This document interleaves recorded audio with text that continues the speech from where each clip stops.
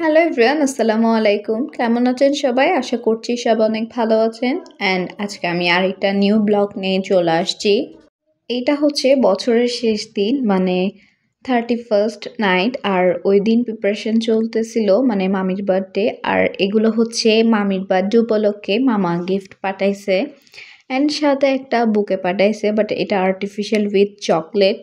And এখানে যে এটা নিয়ে আমরা হাসাহাসি করতেছিলাম, মানে বাচ্চার যা থাকে ওইটা পাঠাইছে, ওরা হয়তো জানতো না। অ্যান্ড এখানে যে বিরিয়ানি রান্নার জন্য প্রিপারেশন চলতেছিল, অ্যান্ড বাইরে রান্না করার জন্য সব কিছু নিয়ে আসা হয়েছে। সো এখানে ঘরোয়াভাবে হচ্ছিল, বাট রাতের বেলা, তো তার জন্য একটু অন্ধকার দেখাচ্ছে। অ্যান্ড এই যে প্রথমে কিন্তু এখানে যা পেঁয়াজ বা বাটাবাটি যা ছিল সব দিয়ে দেওয়া হয়েছে। অ্যান্ড এখানে এরপর এই যে মশলা, যা মশলাপাতি দিবে, অ্যান্ড বিরিয়ানির মশলা আরও অনেক মশলা দিছিল।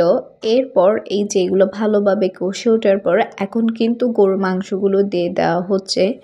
অ্যান্ড এখানে হচ্ছে বেশ অনেকজনের জন্য রান্না করা হচ্ছিল, দ্যাটস ওয়াই 5 কেজি মাংস অ্যান্ড 5 কেজি চাল, বা এর থেকে একটু মেবি বেশি ছিল।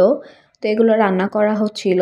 আর এর সাথে এখন এই যে মাংসটা কষে আসার পর একদম ভালোভাবে কষাই, দেন হচ্ছে চাল অ্যান্ড কিছু আলু অ্যান্ড কিছু সৌন্দর্যের জন্য গাজর দিচ্ছিল।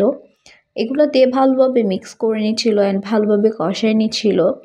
অ্যান্ড এগুলো কিন্তু ভালোভাবে মিক্স করার পর কিছুক্ষণ ঢাকনা দিয়ে ঢেকে আবার এখন কিন্তু দমে বসাবে, তার আগে কিন্তু আবার নাড়িয়ে দিচ্ছিল যাতে নিচে তলা দিয়ে লেগে না যায়, যেহেতু মাটির চুলা ছিল। অ্যান্ড এখন এই যে দমের মধ্যে বসানো হয়ে গেছে।